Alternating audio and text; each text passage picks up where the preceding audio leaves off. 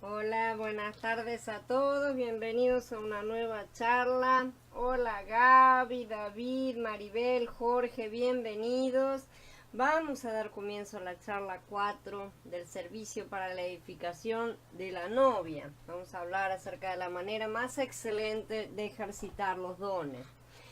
Ustedes deben anhelar los mejores dones, pero ahora les voy a mostrar un camino todavía más excelente. Si yo hablo en los idiomas de los hombres y de los mensajeros, pero no tengo amor, vengo a ser como un címbalo que resuena o un platillo que retiñe.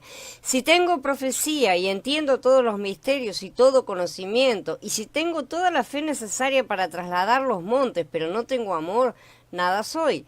Si reparto todos mis bienes y si entrego mi cuerpo para que lo quemen, pero no tengo amor, de nada me sirve. El amor es paciente, es bondadoso, el amor no es celoso, el amor no es jactancioso, no es arrogante, no es grosero ni es egoísta, no se irrita, ni lleva las cuentas del mal. No se alegra de la injusticia, sino que se alegra con la verdad. Todo lo disculpa, todo lo cree, todo lo espera, todo lo soporta. El amor nunca deja de ser, pero las profecías se acabarán, cesarán los idiomas y se acabará el conocimiento. Pero por ahora 3 cosas permanecen: la fe, la esperanza y el amor. Pero el mayor de ellos es el amor. Persigan el amor y anhelen los dones espirituales, pero sobre todo el de la profecía. Esto está en Corintios del 13 al 14, en Pasuquín salteados. Hola Estrella, bienvenida. Corintios del 12 al 14 habla del amor, ¿no es cierto? Estos 3 capítulos están estrechamente relacionados porque las escrituras no se dividieron inicialmente en capítulos a Pasuquín, ¿no es cierto? El capítulo 12 habla de varios dones y de cómo ejercerlos. El 14 habla del regalo más provechoso para la congregación, ¿no es cierto? Que es profetizar, hablar por el Adón.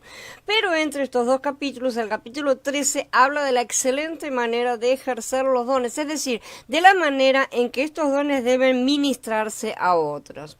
En el Pasuk 31 del capítulo 2, el apóstol Shaul dice: les voy a mostrar un camino todavía más excelente. Esta palabra tiene 2 significados. En griego es camino, ¿no es cierto? O método también, ¿sí? O sea, Shaul habla de amor, ¿no es cierto? En estos capítulos 13 y 14. El amor es la manera de ejercitar los dones y edificar a la congregación. Y también es la manera en que se ejercen y se ministran estos dones, ¿no es cierto?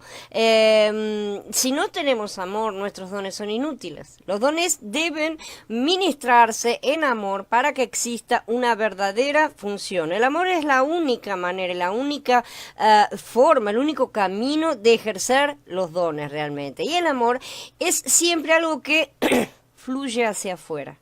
El amor hacia adentro es egoísmo, ¿no es cierto? Así que el amor siempre fluye hacia afuera. Si únicamente sentimos amor hacia adentro, seremos egoístas e individualistas. En verdad eso ni siquiera es amor, no se puede calificar como amor. El amor se manifiesta únicamente de forma horizontal, ¿sí? A través de los otros. Si no nos relacionamos con nuestros hermanos en el cuerpo, no tendremos la experiencia del amor del Ruach fluyendo a través de nosotros. El amor por la familia, por los amigos, la pareja, los conocidos, lo que sea, no importa. Son amores en la carne, no es que el mundo no los tenga, no es que podamos no tenerlos, ¿no es cierto? Pero hasta los incrédulos los tienen, ¿sí? Entonces, por eso se nos pide que entreguemos esos amores para que nos sean devueltos en resurrección, para que aprendamos a amar a través de Mashiach y no en nuestra propia carne. Eso ampliará significativamente nuestro círculo de amados, ¿sí? Si todos hiciéramos esto y lo pusiéramos en práctica, con el tiempo todas las relaciones humanas mejorarían notablemente. Esto sería una cuestión simple de mejorar la sociedad, ¿no es cierto? De una forma rápida. Hola Mariel, buenas tardes. Después de definir el amor, en el capítulo 13, el apóstol dice que debemos perseguir el amor, ¿no es cierto? Y los dones espirituales.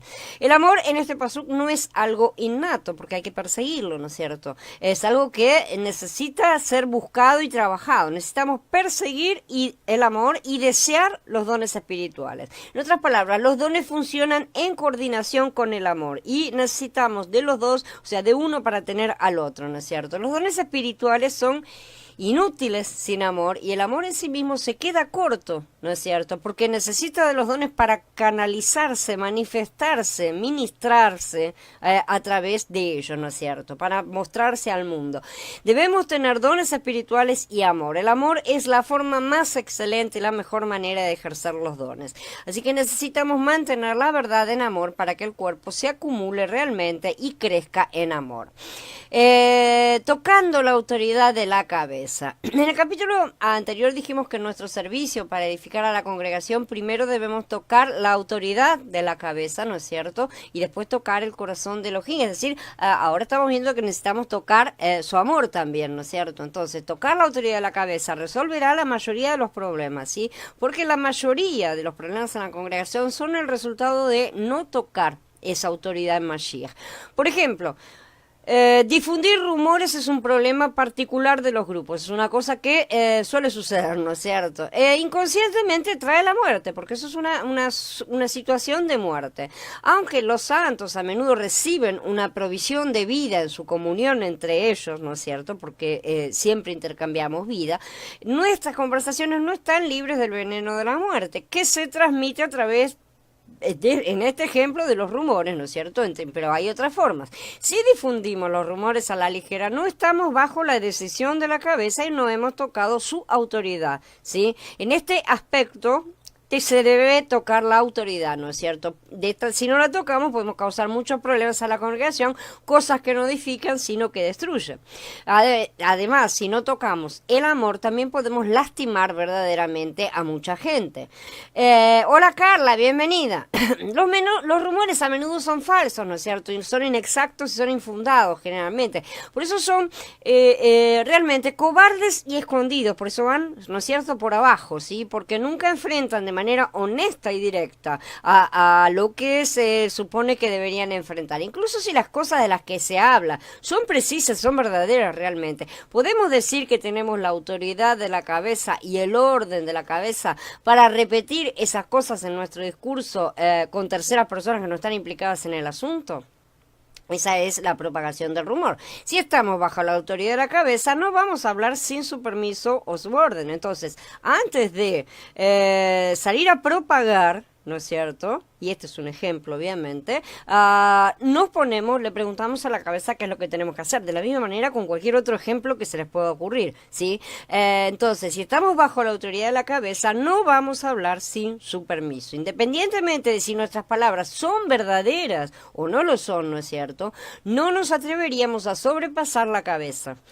Muchas veces tenemos la verdad, ¿no es cierto? Tenemos algo que es correcto para decir y el Ruach realmente nos impide decirlo, nos dice no es el momento, ¿no es cierto? Entonces uno debe aprender a obedecer su orden. Una vez que tocamos la cabeza no vamos a tener mucho más que decir realmente. Los que han tocado el trono no hablan realmente a la ligera y de esa manera sus palabras no solo serán verdaderas, correctas y precisas, sino que hablarán lo que está permitido, autorizado, y en ese sentido van a ser muy fidedignas.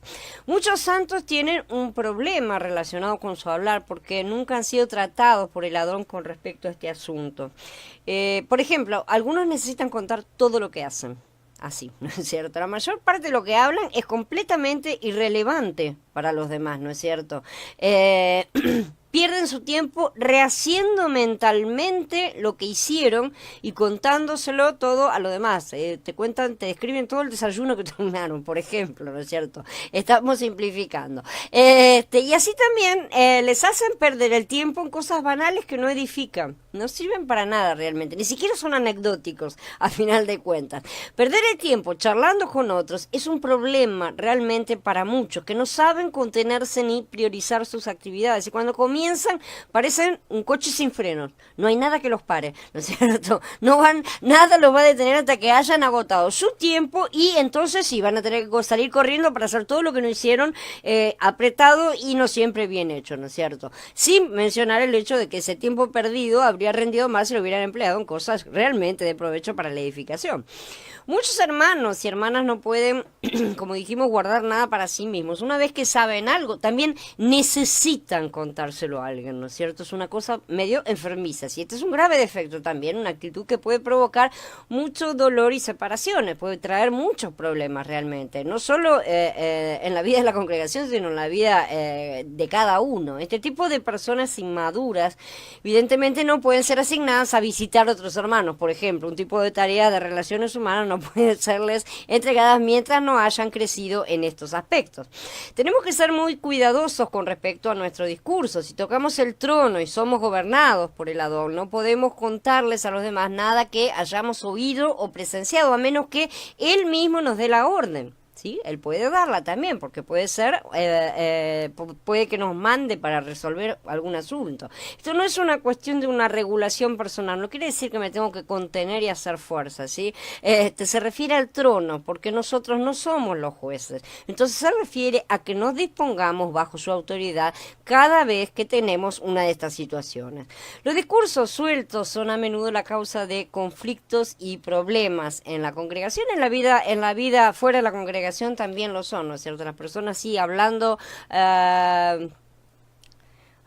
sin sentido, ¿no es cierto? Puede que no tengamos una intención cuando decimos las cosas, pero otros pueden escuchar con una interpretación. Realmente, ¿sí? En el proceso de comunicación, cuando emitimos un mensaje, se generan 4 mensajes al mismo tiempo, ¿sí? Lo que yo digo, la intención con la que lo digo, ¿no es cierto? Lo que el otro entiende y la intención con la que el otro lo entiende. Entonces son 4 cosas que no siempre coinciden y ahí se generan los problemas. Como podemos ver, hablar es mucho más peligroso realmente de lo que la mayoría cree, sobre todo cuando ese hablar está desconectado de la cabeza. Una pequeña palabra puede envenenar a un hermano con la muerte. Realmente, si no estamos bajo el gobierno del trono tendremos muchos problemas. Si servimos en la congregación por muchos años, nos vamos a estar contactando frecuentemente con hermanos, ¿no es cierto? Para evitar problemas entre nosotros, nuestro hablar debe estar gobernado, y no por nosotros, no quiere decir que no, me tengo que callar la boca, no se trata de eso, se trata de que debe estar gobernado por la cabeza. Esto no es una regulación, ¿sí? Es inútil poner un cartelito en la pared que diga no hables a la ligera, ¿no es cierto? No sirve de nada hacer este tipo de cosas, porque no es una cuestión carnal, no es una cuestión de asegurarnos, ¿no es cierto?, de no hacer las cosas. Todo es una cuestión de aceptar la decisión del trono y de someternos a él y vivir de manera sometida. Por lo tanto, debemos tocar el trono para el servicio que construye a la congregación. El trono gobernará sobre nosotros y terminará los elementos de la vieja creación que están en nosotros.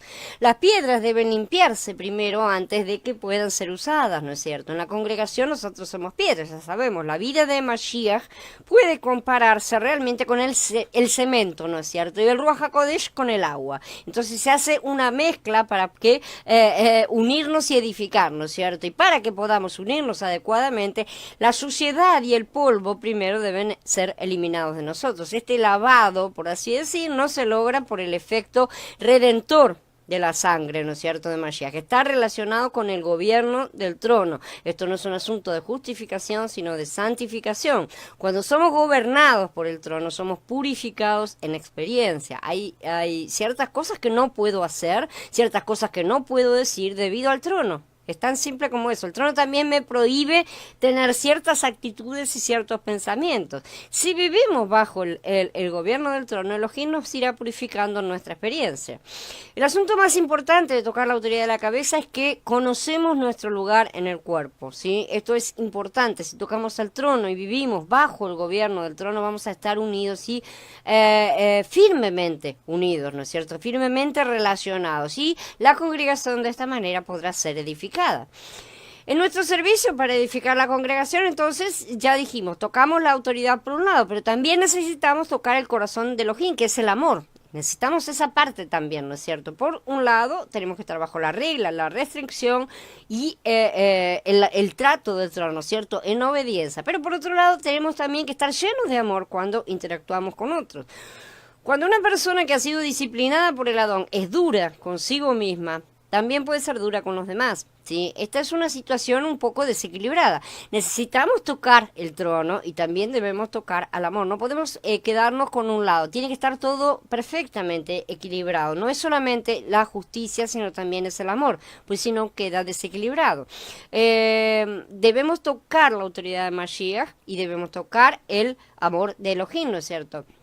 Incluso si estamos siendo en un momento que estamos siendo severamente disciplinados en medio de esas disciplinas, ¿no es cierto? Todavía necesitamos estar llenos de amor de Mashiach. Solo entonces nuestro servicio a la congregación será genuino. Nuestro servicio para edificar a la congregación no se centra en cuánto hacemos, sino en cuánto amamos. Muchos buscan reglas para guardar, sobre todo en los comienzos, ¿no es cierto? Todos queremos, todos quisimos, ¿no es cierto? Y arrancamos empezando siempre de la misma forma, agradar a Elohim, ¿no es cierto? Queremos hacer lo correcto. Quiero que se sienta feliz con mi comportamiento, por así decir, esa es la postura. Eso es bueno y es lícito, no vamos a decir que es malo, sí, pero a veces se fijan demasiado en la forma y dejan de lado el contenido. ¿Sí? Abba no nos da reglas para que no consigamos cumplirlas, pero muchas veces no podemos porque insistimos en cumplirlas en nuestras propias fuerzas, en nosotros mismos, ¿sí? Esa es la mayor falla de la mayoría. Muchos entonces, como se dan cuenta que no pueden alcanzar lo que estaban buscando, ¿no es cierto? En vez de darse cuenta de que realmente no tienen la capacidad en sí mismos y que lo que necesitan es pedir la ayuda y hacerlo en su fuerza, pero como se sienten frustrados porque no consiguieron, pero temerosos al mismo tiempo de hacer una acusación directa, porque cómo van a acusar a Yahweh, ¿no es cierto? Dicen cosas como, no es la voluntad de Elohim, o dicen, no, eso no servía, eso es mentira, eso es malo, eso es una herejía, eso yo me equivoqué de regla, qué sé yo, cosas por el estilo. O lo declaran malo o lo declaran como que no es su voluntad, ¿no es cierto? De esa manera tratan de justificar la situación y justificarse a sí mismos porque en su interior creen que han fallado. Esa es la realidad. Entonces están tratando de justificar ese supuesto fallo, ese supuesto error, ¿sí? Esto equivale a negar lo que su incompetencia, porque es real, somos incompetentes, ¿no es cierto?, les ha impedido lograr. Y para justificarse están declarando que las uvas son verdes, por eso no las compro. Las uvas no están verdes, las uvas están bien maduras, solo que no han conseguido alcanzarlas.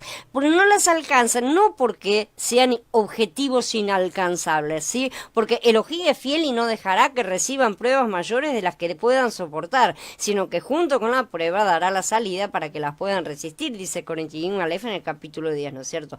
Entonces, él no nos da nada que sea imposible, sino que no han buscado la autoridad de Mashiach, el amor de Yahweh, para que sean su fuerza, ¿sí? Han estado haciendo las cosas en su propia fuerza carnal. Si intentaron con su propia fuerza, fallaron, entonces dice, eso no se puede, no se consigue, ¿no es cierto? Es inalcanzable, es una utopía o lo que sea, ¿no es cierto? Con lo cual declaran que Elohim les impide alcanzar ese objetivo porque no es su voluntad, ¿sí? Entonces empezamos a preguntarnos por qué no es su voluntad, nos trata mal y todo lo demás. En realidad están diciendo que la voluntad de Yahweh es que no lo alcancen, ¿sí? Que no quiere darles eso y no tienen muchas más explicaciones en realidad, ¿no es cierto? Ni siquiera saben por qué no le quiere dar eso en ese momento. Entonces lo encierran todo en un místico, no es su voluntad. Y no sé, no lo terminan de hacer. En el fondo se sienten tristes, decepcionados y resentidos realmente, pero como tienen terror, pánico de aceptar que están discutiendo con él y que no se atreven a acusarlo de forma directa, ni siquiera a preguntarle de forma directa qué es lo que están haciendo mal, lo acusan de forma indirecta, dan media vuelta, se van y abandonan. Este es un grave error que no se debe hacer en estas cosas. A veces lo que no decimos también implica mucho más que lo que sí decimos. A veces solamente nuestras acciones muestran mucho más. El amor es capaz de soportar las faltas de los demás, sí, pero ciertamente nuestro amor humano no es capaz de eso. De manera que si tratamos de hacer las cosas en nuestra fuerza, vamos a fallar, nos vamos a sentir muy inadecuados y muy deprimidos. Cada vez que nos irritamos con otra persona, por ejemplo, por el motivo que sea, estamos reaccionando a nuestros sentimientos humanos, sí. Existe una ira santa, y Agua la tiene, ¿no es cierto? Por lo que no podemos decir que enojarse es un sentimiento malo en sí mismo, porque como nosotros caídos, realmente carecemos del elemento de justicia y del amor que equilibrarían ese enojo, lo manifestamos de mala forma. Pero eso no quiere decir que la ira en sí sea mala, sino estaríamos diciendo que Yahweh está manifestando un sentimiento negativo, ¿sí? Pero por eso es indispensable que para crecer individualmente, para ser edificados en la novia, toquemos la autoridad y el amor del trono. Aquellos a quienes les gusta enfocarse en las deficiencias de los demás carecen del amor que viene de lo alto, ¿sí? Están usando su amor carnal, que es corto, es escaso y está lleno de miedo. Muchas veces la gente tiene reacciones como los nenes en la escuela, ¿no es cierto? Que cuando alguien los reta de una cosa, como los nenes en casa también, cuando son con los hermanitos, el nene se porta mal, la mamá lo reta y le dice, y mira lo que hizo él. ¿No es cierto? Enseguida tratando de desviar la atención. Bueno, ese tipo de cosas es señalar los errores de los otros solamente para desviar la atención de nosotros mismos. Es una cosa que nuestra sociedad nos ha enseñado, nos ha inculcado de manera, y ya la manejamos de manera automática, sale prácticamente. Muchas personas lo hacen, ¿no es cierto? Pero eso no ser maduros realmente. Estos son los tipos de comportamientos que necesitamos empezar a dejar de lado y superarlos, ¿no es cierto? Nosotros no podemos, ¿no? Nosotros no podemos, necesitamos tocar la autoridad y el amor, ¿sí? Entonces, centrarse en las deficiencias de los demás y no poder soportar sus faltas son indicios de una escasez de amor realmente. La explicación del amor que leímos en Corintios 13 se basa en 2 puntos. No centrarse en la falta de los demás, justamente, ¿no es cierto? Y soportar los errores de los demás. El comienzo del pasuk 14 dice, el amor sufre mucho, ¿no es cierto? El amor lo sufre todo. Ese sufrimiento no es un sufrimiento causado por aflicciones, no está relacionado con eso, sino que el sufrimiento de los errores de los otros, o sea, el sufrimiento que ese amor está decidido a soportar por las inexactitudes, las equivocaciones y los errores de los demás. No necesitamos amor cuando sufrimos aflicciones en sí, pero sí lo necesitamos cuando otros nos maltratan. Ese es el momento en el cual nosotros necesitamos verlos con amor. Con nuestro amor no alcanza, ya lo he dicho, no necesitamos verlos con nuestro amor, necesitamos verlos con el amor de Mashiach, ¿sí? Este tipo de amor es sufrido. Este es el sentido en el cual Shaul estaba hablando. No enfocarse en la falta de los demás es no tener en cuenta el mal, como dice en el Pasuk 5, no hace las cuentas del mal, ¿no es cierto? O sea, no lleva la cuenta de, ay, mira, ahí me hizo otra, una rayita más en la pared, ¿no es cierto? No estamos anotando, no estamos llevando cuenta, al contrario, somos llamados a perdonar absolutamente todo para no amarrarnos nosotros mismos y no amarrar a nadie, ¿no es cierto? No es que no sepamos las faltas de los demás, no es que seamos tontos ni ciegos, ¿no es cierto? No es esa la cuestión, al contrario, sino que no permitimos que sus fallas creen problemas dentro de nosotros, ni nos resentimos emocionalmente por ellas. No las tomamos como algo personal, ¿sí? Sino como errores, sí, son errores de la otra persona, pero no son cosas que deben ser llevadas a niveles equivocados, ¿no es cierto? Si le ponemos amor a todas esas situaciones, ciertamente sobrellevaremos mucho mejor toda la relación, ¿no es cierto? No las apoyamos, obviamente, no las respaldamos, porque los errores son errores y no podemos decir que esto es algo correcto, pero no nos ofendemos ni nos resentimos. Oramos para que esas personas sean despertadas de sus errores y obtengan comprensión. Y también oramos para ser iluminados en caso de que los equivocados seamos nosotros, porque muchas veces no nos hemos dado cuenta de que estábamos equivocados hasta un poco después, ¿sí? Entonces también oramos para que seamos iluminados nosotros también. Y si es de nosotros que debe partir la modificación, no debemos disponer a modificarlo.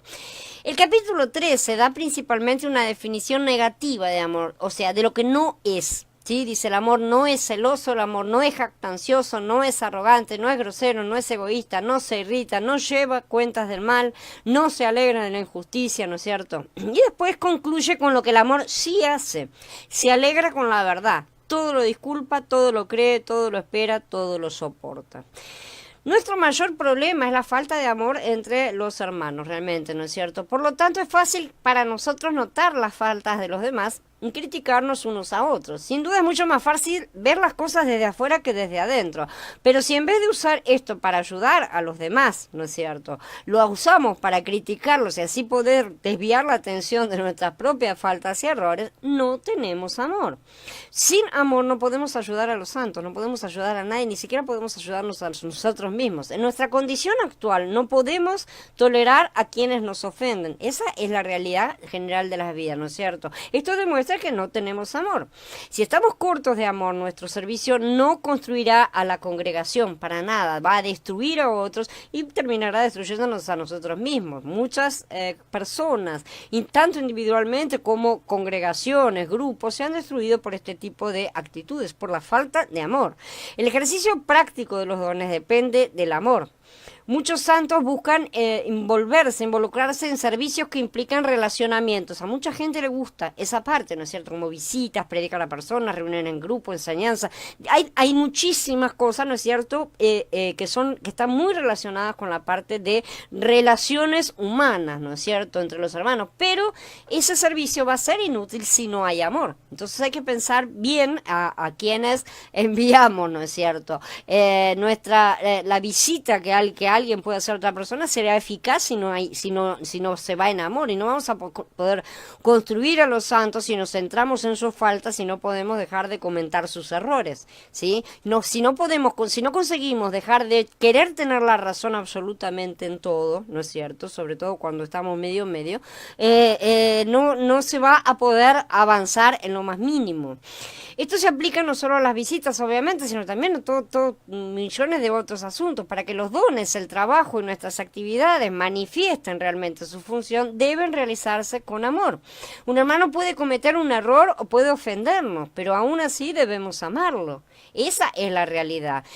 Nuestras funciones se manifestarán en la congregación cuando tengamos realmente este amor y cuando aprendamos a manifestarlo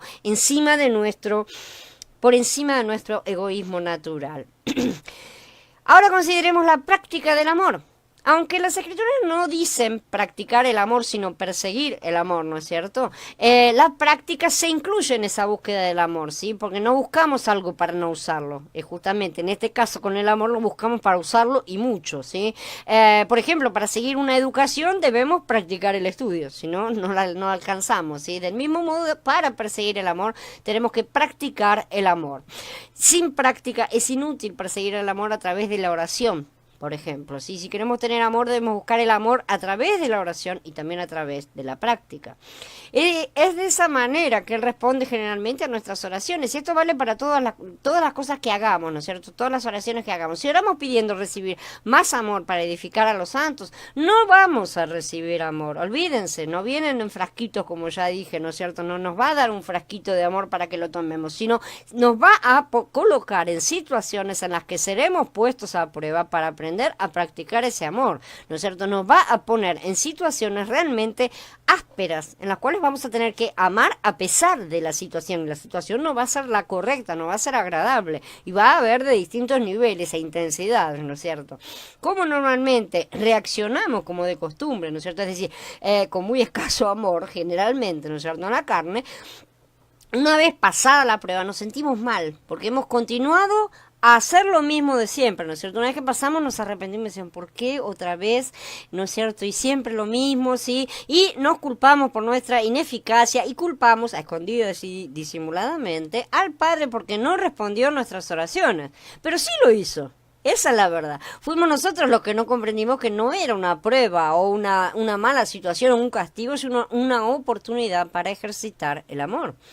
Así también es con todas las cosas. Así debemos tomar entonces también todas las situaciones negativas de nuestra experiencia de vida. No son desgracias que nos suceden, sino oportunidades para crecer en el ámbito que a cada uno nos toque, ¿no es cierto? Si dejamos de llorisquear por el mal, lo mal que nos va, cómo nos duele, qué más nos tratan, el por qué a mí, todo ese tipo de cosas, ¿no es cierto?, que normalmente hacemos, y en vez de eso le agradecemos por darnos la oportunidad de practicar eso que nos falta, y si no entendemos bien de qué se trata, le preguntamos qué es lo que tengo que aprender en esta situación, le rogamos entonces que nos supla abundantemente, Él nos ayudará y nos va a capacitar para superar las pruebas. Con el ejercicio continuo y la práctica se va a transformar en una costumbre interior. Lo vamos a terminar haciendo mecánicamente y se va a incorporar realmente en nosotros. Eso es el crecimiento de nuestro Mashiach interior. Voy a usar algunos ejemplos para hablar sobre la práctica del amor. Estamos acostumbrados al estilo de organización de las denominaciones, ¿no es cierto?, que no varía mayormente de unas a otras. Muchos grupos en el cristianismo organizado tienen pastores y predicadores, por ejemplo. La mayoría de las denominaciones tienen uno o dos pastores y a veces varios pastores asociados, ¿no es cierto?, dependiendo del tamaño de la congregación, que son responsables del cuidado de la gente. Pero nuestro servicio no debe ser como las denominaciones, ¿sí? Debemos regresar a las Escrituras y todos los santos deben practicar el servicio en la congregación como se revela en el Berij Hadashah. No podemos confiar en los llamados pastores o predicadores porque ellos tienen su función específica, no todas las funciones, ¿sí? No, la de pastor es una entre todas las funciones, ¿sí? Pero hay muchas más, ¿sí? Él no puede, nadie tiene todas las funciones. Así que debemos dar a todos los santos la responsabilidad y la oportunidad también de servir y de desarrollarse, ¿no es cierto?, de ir aprendiendo, no solo como oportunidad, sino como responsabilidad y derecho, ¿no es cierto? No somos más ovejas y pastores, ¿no es cierto?, a tiempo completo. Somos ovejas mientras crecemos y nos capacitamos para ser pastores en su momento, y entonces cuando seamos pastores podremos capacitar a otras ovejas para que a su vez lleguen a ser pastores.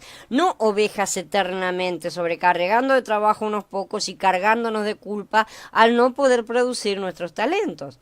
Si vamos a pensar como Yahweh, si tenemos la mente de Mashiach, la novia está destinada a crecer.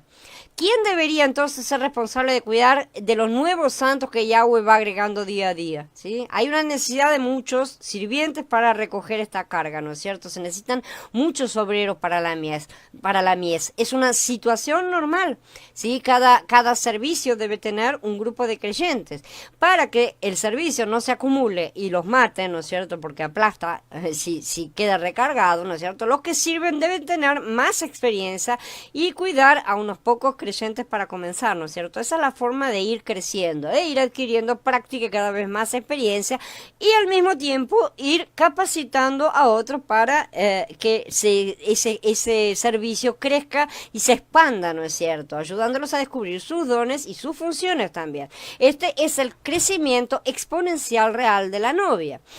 Todos los que sirven, entonces, deben seguir la guía del Adón de acuerdo con su disposición a encontrar santos para servir. Si nos quedamos en casa sentados cómodamente, nunca vamos a servir a nadie. Y Él no va a traernos el trabajo a casa. Esa es la realidad. Nuestra función básica es el servicio. Si los santos son débiles, están enfermos, no asisten a las reuniones, les pasa esto, les pasa aquello, debemos ser responsables y conocer su situación. Debemos ser responsables de sus problemas espirituales y de las lecciones que necesitan aprender ante el Adón, ¿sí? En otras palabras, los santos son nuestros corderos y todos nosotros somos sus pastoras, ¿sí? Pero no para hacerlo eternamente, insisto. Tenemos que lograr que cada santo crezca y se convierta en un pastor en su función, es decir, en el ámbito en que fue colocado por el Ruach, para que a su tiempo se ocupe de los que vienen atrás. Si practicamos de acuerdo con este principio, estamos aplicando un principio muy básico que podemos observar en toda entidad biológica, ¿sí? La expansión y multiplicación celular que se reproduce en función de su órgano designado, ¿no es cierto?, para crecimiento y edificación del cuerpo como un todo. En el cuerpo tenemos muchos órganos y cada uno está formado por sus células. Las células del estómago no son iguales a las del hígado, ni son son iguales a las de los pulmones ni son iguales a las del cerebro. Cada órgano tiene sus células que están diversificadas para la función que tienen que cumplir, pero todas ellas trabajan para el cuerpo como un todo. No es, no, yo soy del estómago y no comparto nada con el hígado. No se trata de eso, porque si no todo el cuerpo se muere. ¿No es cierto? Entonces, compartir la responsabilidad es una práctica de amor. No podemos hablar de amor sin hablar de la práctica, porque el amor no es simplemente una cuestión de sentimientos. Y la mayoría de la gente insiste en que ay, el amor y saltan los corazoncitos, ¿no es cierto? Pero no es así, ese es el amor simplemente en la carne, el amor natural, que todos tenemos, ciertamente.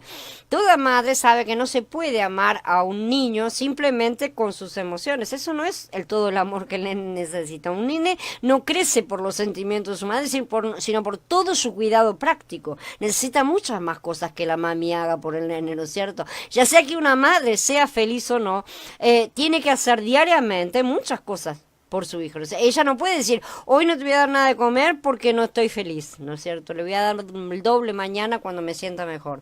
No se puede hacer eso, ¿verdad? Esto no es amor práctico. Y en muchas cosas vemos que lo practicamos de cualquier manera, ¿no es cierto? El amor genuino es muy práctico. Ama a pesar de cómo se siente en su carne. Por ejemplo, si por acuerdo con el Adón hay 7 u 8 hermanos a mi cargo, ¿no es cierto? O sea, eso es lo que me ha sido designado, debería cuidarlos, ya sea que yo me sienta feliz o no, ¿sí? En un determinado momento. Debo soportarlos constantemente. Cuando hay tal cuidado práctico por amor, entonces los santos van a crecer en el Adón.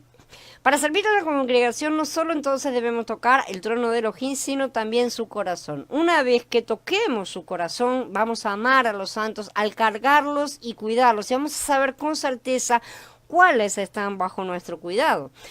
No estoy enseñando un método, ¿sí? Solo estoy señalando una manera, ¿sí? Los que sirven deben primero tener un corazón para servir al Adón y un corazón de amor. Y en sí esto es una cuestión de esencia interior y no de forma. No hay reglas escritas, tienen que mover primero la mano para arriba y después para abajo. No, es simplemente después de fluir. Pero para fluir hay que primero tocarlos, ¿no es cierto?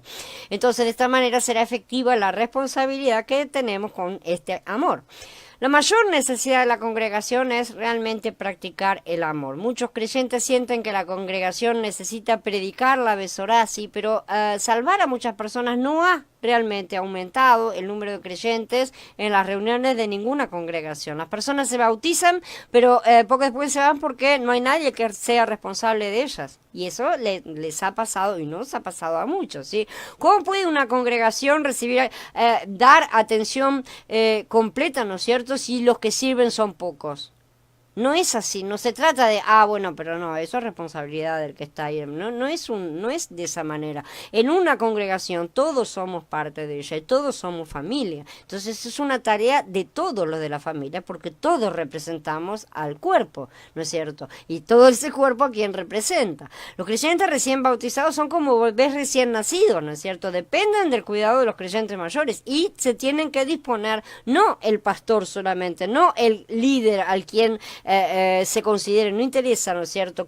A quien considere puede que no tenga título, pero de cualquier manera la gente se saca la cuestión de encima, ¿no es cierto? Y no se trata de eso, porque aunque sea estar, ya es algo, ¿no es cierto? En lugar de cuidar a los nuevos creyentes, les permitimos muchas veces que asistan cuando quieren, ¿no es cierto? Se caigan cuando tropiecen, no los ayudamos a levantarnos. Entonces todo ese tipo de cosas se requiere de la participación y la coparticipación unánime.